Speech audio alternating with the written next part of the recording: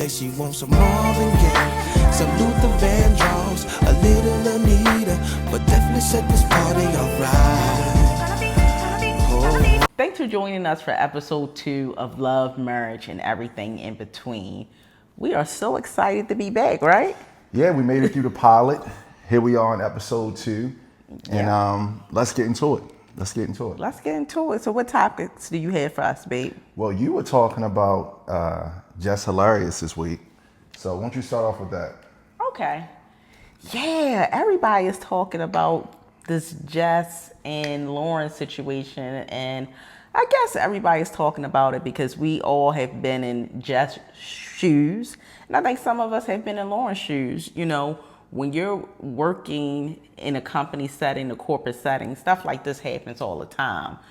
And you really have to be strategic on how you handle difficult situations like this, because it can blow up in your face, whereas though you're just trying to speak up for yourself, and then you turn into the villain, you turn into the bad guy. So I do understand 𝐒𝐤𝐤𝐞's concerns. The only thing I believe, in my opinion, the approach should have been different. What's your take? Key thing you said, we have to be strategic. And who's we? Black people. Black people. So, yeah. I mean, that's the unfortunate part, because I think what Jess did was she demanded clarity. Right. And a lot of times when we're in the corporate setting, our straightforwardness, wanting to get the answers of things that impact us, in her case, her job, her brand, she wanted answers. Mm-hmm. And a lot of times we move as if it's acceptable for corporate to tell us what they want to hear, because we don't want to show up as the angry Black person. So thanks. There are parts of this with 𝐒𝐤𝐤𝐞 that I do agree with her. I do understand her stepping up and wanting clarity. Also, she's a brand. We knew who 𝐒𝐤𝐤𝐞 was before the Breakfast Club. Absolutely. So at the end of the day, before the Breakfast Club, it was 𝐒𝐤𝐤𝐞. After the Breakfast Club, it's going to be 𝐒𝐤𝐤𝐞. So no, I'm not mad at her for protecting her brand and demanding answers. Okay. What do you think wasn't handled correctly? Well, before I respond to that question, I do want to clear this up. Being from Baltimore, we do say shorty a lot. Like we will rock shorty and yo. That's just a part of our vernacular. So I know a lot of people were saying, oh, she called Lauren shorty, she was being disrespectful. I mean, that's just how we talk. You know, we are very what would I say, casual with our conversation. You know, we're very casual, and I really don't think that she was trying to disrespect Lauren. That's just how we talk. We will rock shorty, you know. So I just want to clear that up. But as far as my take, I feel like something that Lauren did bring up, she said that she did pull Jess to the side. They did have a conversation privately, you know, about what was going on. And I think that Jess should have, you know, mirrored that. If she felt like her concerns still wasn't addressed after that one-on-one with Lauren, then she should have had another conversation. And during that process, she should have documented. You know, you have to always have that go-to note where you're documenting everything. You're documenting the date, the time, the conversation, who was there. You know, that's what we have to do as Black people. You always have to cover yourself, you know? So I think that she should have did that, you know? So I think, you know, she just should have had a private conversation before bringing it to the internet. Because once you bring it to the internet, it's going to turn into a whole nother monster. Yeah, I think she said she did. And I think Who did she talk to? She talked to 𝐒𝐿𝐴RLEMAGNE. Oh, okay. I didn't catch that. She also talked to, I guess, her superiors at the time, or the team above her, the suits above her. Okay. She spoke with Lauren, and again, I think she demanded answers. She has a contract. She referenced the contract. At the end of the day, she's a professional and she's a brand. She is a brand. So, you know, I even respected her saying, hey, look, change the segment from 𝐒𝐤𝐤𝐞 because I'm not reporting the news. Mm-hmm. That's her brand. But of course, her going on a live, her being honest is going to be looked at as her being aggressive. Some of the other words I'm not going to say, but I think she did what she felt she needed to do to express herself. Her brand was being tarnished to a degree of, what's happening with Just Hilarious. So you mean to tell me, as a professional, okay, because we have all been in this situation that Just Hilarious is in. We have. So you mean to tell me you would do that? I'm not saying I would do that. Okay. But here's the thing. Here's the difference. I'm not just age. So we spoke about this. This era, that her age group comments are everything. Me personally, you don't care. You don't care what somebody's saying online. I mean, we see that every day. But in her situation, that matters. I mean, she's taking shots. There was a comedian. Then there's people talking to Buzz around the Breakfast Club. She was fired at first. They brought her back. She's losing her job. And I understand. Now, would I do it? No, absolutely wouldn't. Yeah. But I also understand her wanting to express herself and get answers. And now it seems as if, I'm not saying she's getting what she wanted, but maybe there has been a conversation that has now opened up because of what she did. Because before, it seems like they were just giving her the runaround. Well, actually, I don't know, because I mean, what's actually trending now is that Lauren is going to have her own podcast, on iHeartRadio. Good for her. Yeah, good for her. Good for her, sure. However, how everything was laid out, it's like she fed into what the conversations was saying. She gave the people what they want. Yeah, basically. I agree with that. She gave the people what they want, and you never, ever, ever, ever supposed to give the people what they want. I don't care if you got to give somebody your phone. You do not fall for the trap. So I agree with everything you're saying, but I think in depending on the generation that you're in or from, you're going to react differently. I'm not saying I disagree with you, but I do know younger people, the internet is their everything. Comments are their everything. I agree. So suffer in silence? I wouldn't say suffer in silence, but Just Hilarious is a big ticket. I know she's Absolutely. cool with, Kevin Hart and a lot of celebrities. This is the time when you reach out to, one of your mentors. How would you handle a situation like this? This is how I'm feeling. This is what I want to do. How would you handle this situation?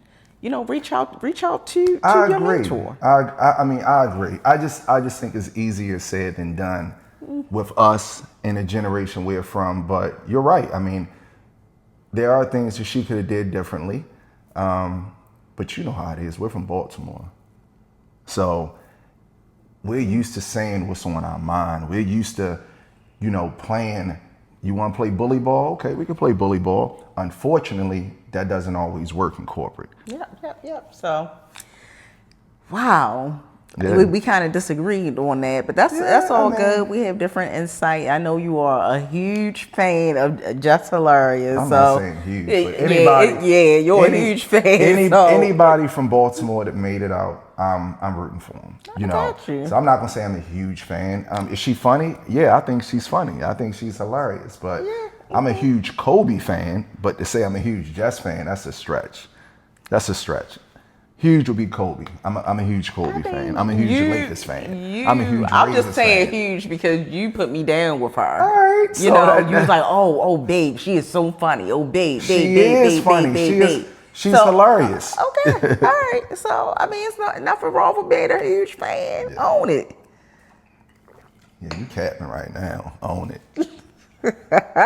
So, yeah. So, I mean, that's that. But I mean, corporate is a very tricky thing for us as African Americans, and I think that's why a lot of people, African Americans, are going into entrepreneurship. It's not easy.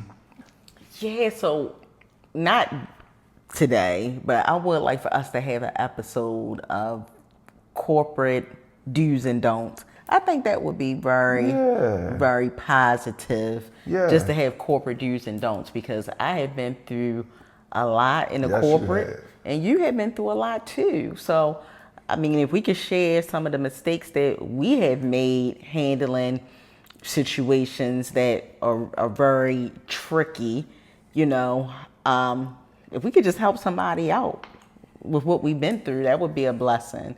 So maybe we will do a little segment. I like that. Corporate do's and don'ts. I like that. Okay. So what you have for us next topic? What else we got going on?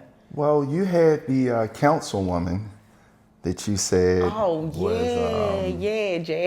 Jasmine Crockett.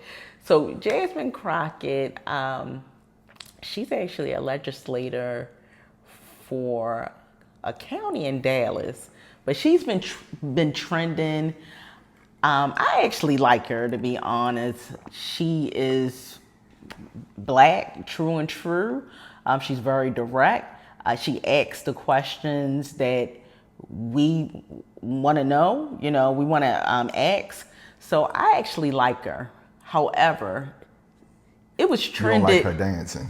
Yeah, it was trending that she was doing the, the little walk dance, Kendrick Lamar, and I didn't like that. And here's why. Ever since Trump has been elected into office, it's been a lot going on. And I just think it's just too much going on for you to be dancing. I don't want to see nobody dancing. I just feel like the Democratic Party... You don't want to see anybody dancing. So what you supposed to do, hold your breath for 4 years? No.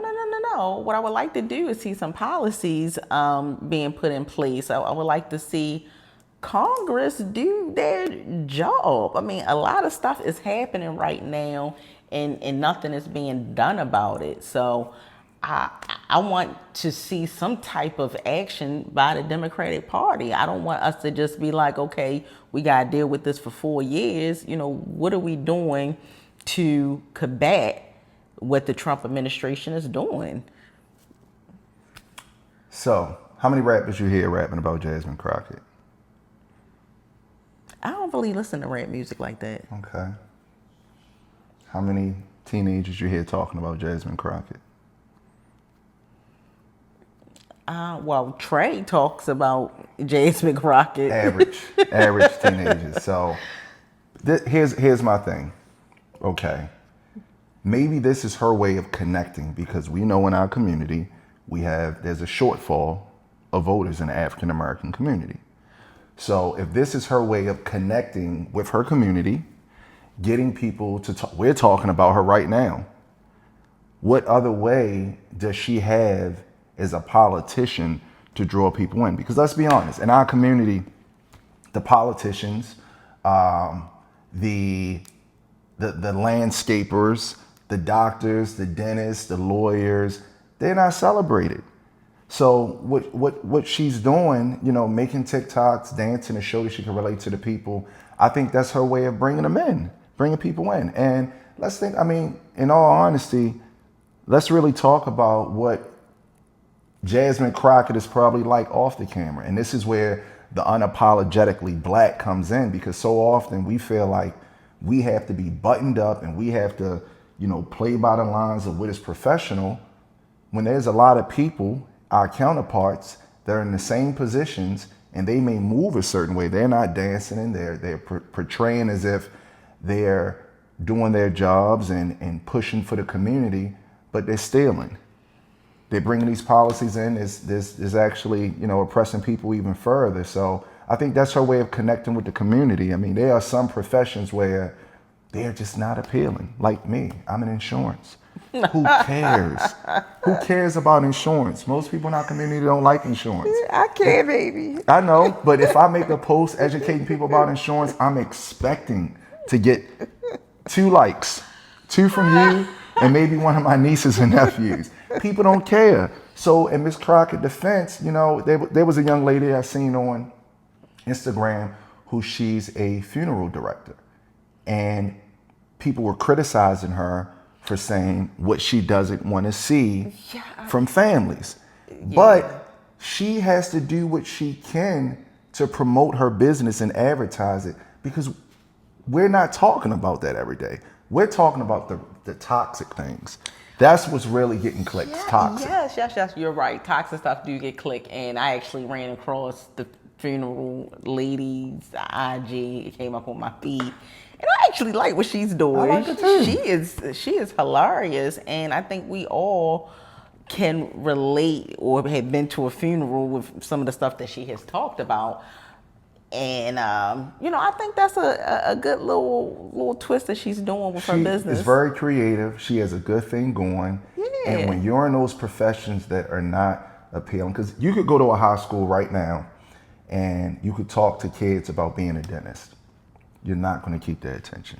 So what can you do to keep people attention? As what? A business professional? Insurance? Insurance is very important. We all have to have insurance. It's mandated. We all have to have auto insurance. Right. We all should have life insurance. Absolutely. So insurance in general is pretty important in my opinion. It's very important. So what do you think that you can do, what you can implement to make insurance more sexy, more appealing? That's a tall mountain to climb. Pause. So, let's think about it. I don't think there's one single thing that I can do that's going to say, oh, okay, let's hop on insurance. But I've tried skits. That are semi-funny. I've tried the informational pieces with music behind it. But all I can do is just keep dropping the nuggets. I mean, I do believe insurance, black folks hate insurance. They hate it. I mean, people look at it like, I got to pay you. Do you think it's black people? I just think it's all people. Absolutely. No, because nobody really want to pay for insurance. Why do you think it's? Because we're not educated on it. Okay. And if you're thinking about most people in our community, especially right now, you're paying $320 for full coverage. Mm-hmm. You have a BGE that's $390. Mm-hmm. And then when things start closing down, like now, eggs, there's a shortage on eggs, et cetera, things are raising up. You're gonna look at, I have to pay BGE. Do I really have to pay the insurance?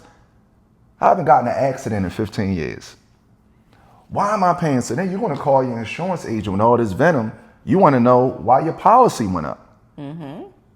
But we're not calling the supermarket to see why eggs went up.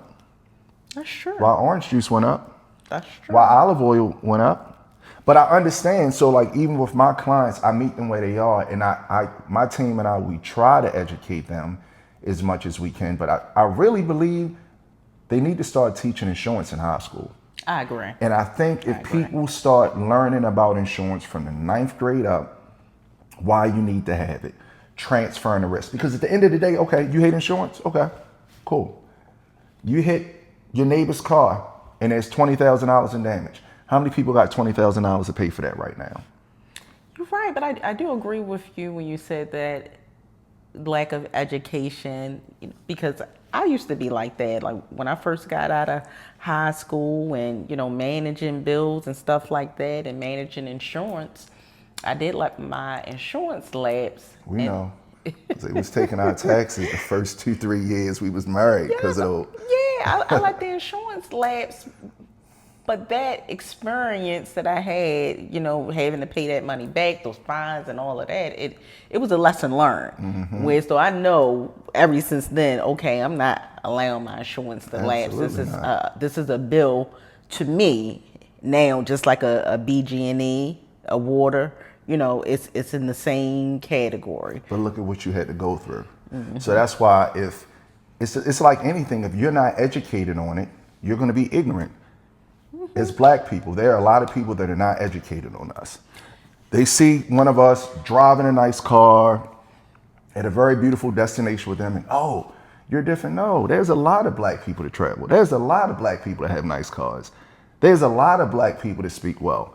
But if you're not educated on something, you're going to be ignorant towards it. So that's why I believe there's so many people that have so much venom towards insurance. But like I asked earlier, do you have $20,000 right now to pay for the damage you have to your neighbor's car. Most people want to say no to that. So what are we paying for? We're paying for when that not the opportunity, but when the unexpected happens. When that presents itself, you can sleep at night because you've been paying $320 a month to make sure that when something happens, you're covered. Yeah, but that was a nice infomercial. I mean, that was good. That's just being honest about insurance. Yes. That's just being honest about insurance. So there's a great opportunity. That's something I have tried to speak to Baltimore County legislation about at one point. But that is something that I really believe that if we start teaching students as freshmen about insurance, because most of them are driving by 10th grade. I mean, now, when we were in high school, I would say most of us was driving by 12th grade. Not everybody had a car in 10th grade. No. In the 90s? I know a lot of people. Everybody was back then, everybody had their license at 16. Had their right. But Yeah, I'm saying actually driving. Yeah, I know. I know. Look, my circumstances was grave, but now all of these kids, as soon as they turn 16, they got a car. They got a car that's 2 or 3 years old. So if we start teaching them the importance, our son even said it. He said, I know how I drive, why I need insurance. Why you need insurance? Because your dad owned an insurance agency. And on top of that, your driving is not like that. So that is something we have to get better at. Life insurance is the same way. You talk about building a legacy. You talk about the things that we invest in. You talk about the things that we buy that 3 or 4 years later that's not a fad anymore, and not having life insurance. That's a deeper discussion for another day. Yeah, well, I definitely want to use this platform to talk about things like that. You know, I want this platform to be used to give people nuggets that can help them through their day-to-day life. You know, for sure. Yeah, and life insurance is one of those things, and this is not a sales pitch, but I'm speaking to everyone when I say this. Life insurance is so very important for our future. You just think about it. How many times do we bury our loved ones and we are scrambling to bury them, right? So then, in the process of scrambling to bury them, are we grieving or are we trying to figure it out? Trying to figure it out. Right. So then, as we're figuring it out, the grieving process is delayed. So then that starts impacting our mental health. That's preach. So then, on top of that, not only have we lost a loved one, now we're stuck with bills that we are not prepared to handle. And a lot of wise families, and I'm not saying that there are not black people, because there are tons of black people that invest in life insurance. But I lost my father when I was in college. And when everything was divvied up between me and my siblings, I think I got a check for $2,500. But that $2,500 was like $250,000. I needed that. I needed that. But I just think about, what if me and my 2 sisters were left with $150,000 apiece? And not just left with $150,000, but our parents talked to us about the importance of life insurance. And God forbid, when something happens to us, here's what we're going to leave you with, and here's what you need to do with the money, because you can get the money. Yeah, that's the point I was And about if to you say don't, and if you don't know what to do with it, you don't know what to do you with received a life insurance settlement from when your father passed when you turned 18, and that money was gone when? I think I spent that money in like 10 months. How much was it? $20,000, and I was just And you spent going it in up. how many months? I think like 8 months. But So you were spending $2,500 a month. yeah, but one thing I will say is that I did buy some things for my mom. You know, I did do that. I got her brand new windows for her home. That was a wise investment. Yeah, you know, I definitely wanted to take care of my mom. Yeah, you know, absolutely. We taught that, yeah. 20,000. I thought I was balling out of control. So I did do something nice for her. I got her all brand new windows, and I got her house painted. And then with everything else, Man, I was just balling out of control, going out to eat, going shopping. That money just went past so fast. And the funny thing is, when I turned 18, I went to the bank and I'm just like, man, I'm getting this money out. Yeah, I just So can't you got wait. a lump sum all at once. You got all of it. I didn't get all of it, but I think when I turned 18, I got like a lump sum. Like I went to the bank and I withdrew Okay. like $6,000. And I remember this like it was yesterday because I was just so excited that day when I turned 18. A teacher pulled me to the side because I was just talking about it. And he said, I don't know how you obtain all of this money, but do not withdraw that money. Invest it in stock, invest it into a mutual fund. He said, but Shannon, I'm telling you, do not go crazy. That type of money is hard to come by. And I didn't pay that man. Of course you did. Nobody. Of course you did. Who want to? I mean, at 18, 20,000 at once. I mean, I think 10 out of 10 of us, we're gonna blow that. Especially if you was born in the early 80s. You know, but bad. yeah. But I truly wish I would have listened to him. But growing up, financial literacy was not taught in my household. We was taught to have a good time. Tomorrow's not promised. That was how it was in my household. And that's most of us. Yeah. But that's where legacy come in, and we can obtain that legacy through life insurance. It takes one or two people to really make that investment, to make that sacrifice and say, you know what? I'm gonna put $300 aside a month and I'm paying life insurance with that. Yeah. And what I want to do is that not only am I going to pay life insurance with that, but I'm going to teach my kids and family what to do, what I want them to do with it. And then I'm going to make sure they buy life insurance. So now you're starting to create a legacy of wealth within your family where there's no amount of money that can soothe you during the time of losing a loved one. But it can make things a lot better. It can make things a lot better. So what would you want, to take away with anybody that's watching? What if you could sum it up in one sentence, what would you say? I would say, especially if you're young, don't get a car note. Most people that are young adults, you might be living with your parents, going to college, you get a job, you want to get a nice car. Get yourself a car from the auction. What you were willing to pay in a car note, I think the average car note now is about $600. Put that aside, invest that in life insurance, and you could talk to an agent such as myself or anyone to talk about the living benefits of a life insurance policy and also building a legacy with it. It's very important. It's one of the best decisions you'll make. I got into the game of paying a car note at 20, finally got out of it, and when you look back, and I think back all those years, I didn't need the car that I had. I just needed a car to get me to college, to get me to work. And knowing what I know now, I would have invested in life insurance a lot earlier. Mm-hmm. So I know it's not appealing. I know it's not sexy. I know that there's so many things you want, and you can still get those things, but just do it strategically. I like that. I like that for you, friend. I'll go ahead and make my insurance post and get my 3 likes, and I'm good with that. But as long as one person reads it and somebody decides to make that decision, because there are a lot of people, I don't want to misrepresent our community. There are tons of people in the African American community that get it because they had grandparents that had life insurance and taught them to get life insurance, and their parents got it, et cetera. So, and I want to address up there real quick. You say that you get like 3 likes. Mm-hmm. I don't like that. Here's why. I know. Let me just say this. Here's why. Because when I'm going through my timeline, I just like people's stuff. I do too. I just when I'm on, because I don't get on a lot. I'm not on a lot either. I try to get on in the morning. I get on at night or whatever.